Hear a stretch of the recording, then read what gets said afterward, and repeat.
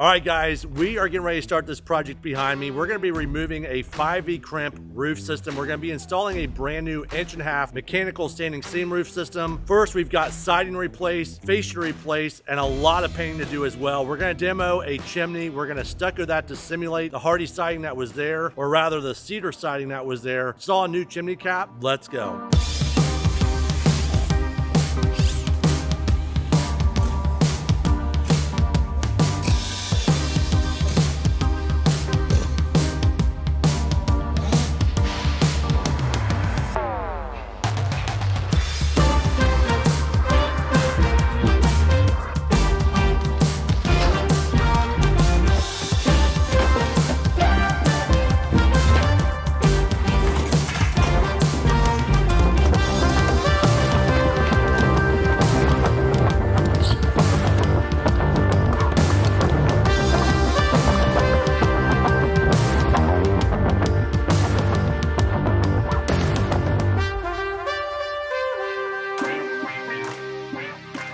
All right, so we've got all these panels removed on the back of this home right now. We've got everything down to the 15-pound felt. The 15-pound felt will come off. The 30-pound felt, we'll check the plywood. If it needs to be re-nailed, we'll re-nail that to code using 8D ring shank fasteners. Now, where I'm standing right now, we have tongue and groove. Now, you can see this from the underside, and now that we have the panels removed as well as the underlayment, we can see where some of these tongue and groove boards are rotted. We're going to cover for now with felt, open this back up, and repair the tongue and groove locations at a later date. Now, I know this is extreme, but this is why it's important to change your flashing when you are installing a brand new roof. All right, so I just got back to the office. I'm gonna check on the chickens, see if we have any eggs, and then I'm gonna hop on the mower and get this yard mowed. We'll be back over there again tomorrow to finish off the removal. Well, let's see. What's up, girls? Oh yeah, we got a bunch of eggs. Perfect. Someone was hot at laying some eggs. I should have brought a bucket with me. All right, so not bad. We've got a handful of eggs out of the coop. I'm gonna get on the mower in a minute. I might get to washing my truck tonight as well. We'll see, but we'll be back on that job site tomorrow.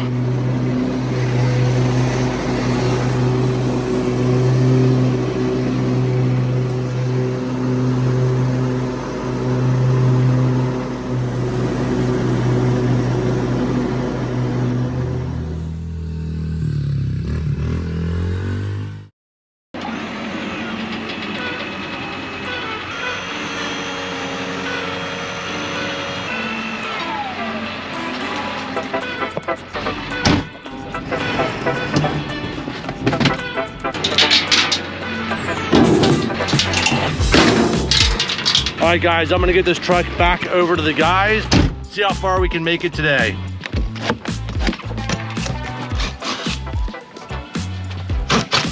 All right, looks like we got clear skies again today. We should be able to get this second floor removed as well as that lower section over the front entry.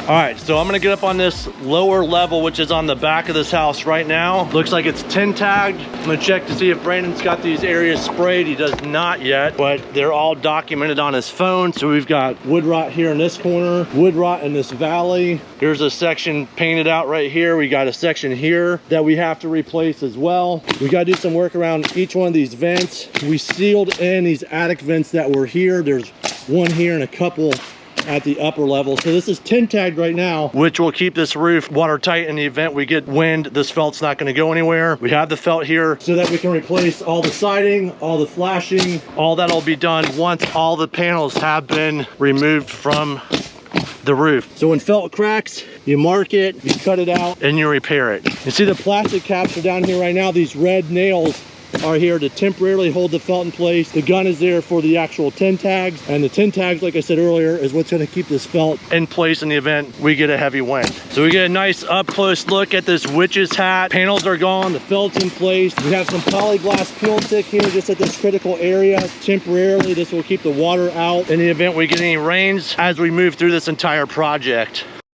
Hey guys, what's up? Today I'm going to be checking in on the Witch's Hat project. I've got some other stops as well. Let's go. All right guys, so what we're doing here is we're installing peel and stick in all the areas that we are not going to have foot traffic. So for example, we have felt at the base of this chimney because we're going to be doing a lot of demo work at this chimney. We'll come up with the ladder here. All the foot traffic will be on the felt. If it tears, it's a simple repair.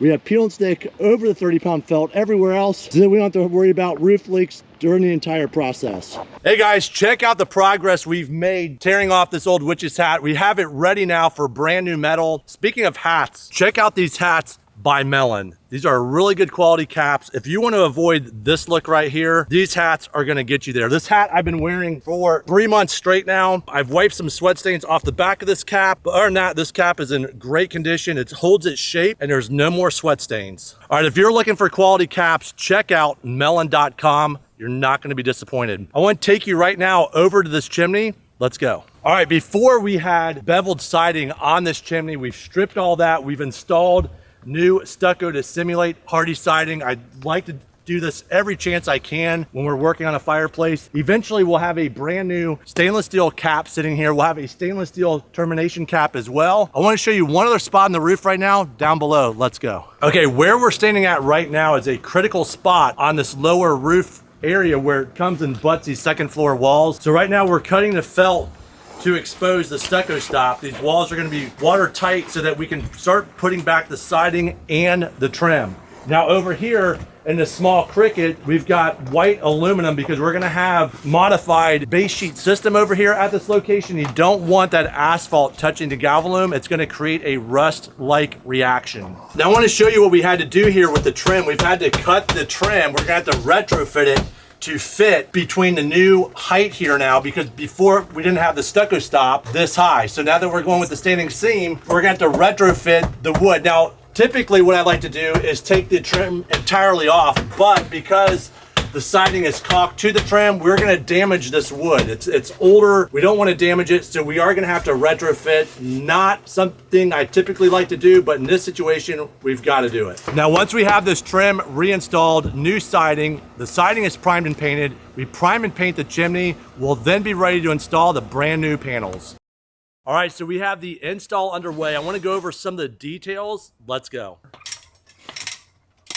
All right, I just want to show you what these valleys look like. So when you're installing a standing seam roof, you have your valley metal and your valley cleat. So your valley cleat gets installed over your valley metal, and then as the metal gets laid, this will crimp over, the standing seam will crimp over to the valley cleat, holding the panel in place. Now, it's very important when you're installing your bullnose drip edge that it's fastened securely to the deck itself. And what happens here is the panels are installed, those panels will come down over the bullnose drip edge, and they will be hemmed to this point right here, keeping these panels in place along the roof edge. All right, you can see right here that this is still left open. We've already hemmed these next several panels over. Eventually, as we install the panel on the other side of this hip, this will be hemmed to the bullnose drip edge as well.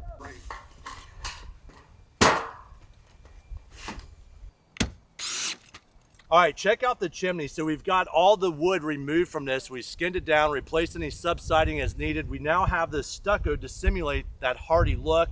We're gonna be fabricating a new stainless steel chimney cap. We'll have a stainless steel termination cap on here as well at the location for this to exhaust. Now, as we move down from the chimney and we come down to the roof, we have a base layer of flashing with our stucco stop. Now, what's going to happen here as we finish installing these panels around the chimney, we're then going to install another layer of flashing. That flashing will tuck underneath the stucco stop, making sure this chimney stays watertight. All right, now let's take one last look at the witch's hat before this gets covered with the new standing seam roof. All right, we're down on the lower section right now, and there's a lot of intricate details down here. Now, normally I like to remove all the siding when we have this much siding. Unfortunately, the reveal is different throughout. Had I pulled all the siding down, it would have taken a lot of labor to mark each one. So what we did is we removed the siding, we removed the old flashing. Again, just like up at the chimney, we installed all new siding down here. This is our base layer. Then we installed the stucco stop so that the siding can rest on the stucco stop so the cuts of the siding are all even. And again, as we install the standing seam panels at this roof to wall location, we'll then install the second layer of flashing. It'll tuck in just like the chimney detail I just showed you. That flashing will tuck behind the stucco stop and rest on top of the new panels. Thankfully, these windows right here at the eyebrow I'm standing on right now are set at the proper height. Now, in a lot of cases, in a lot of homes that I've seen, the windows are set really low, and those windows need to come out in order to properly flash these walls to keep them watertight.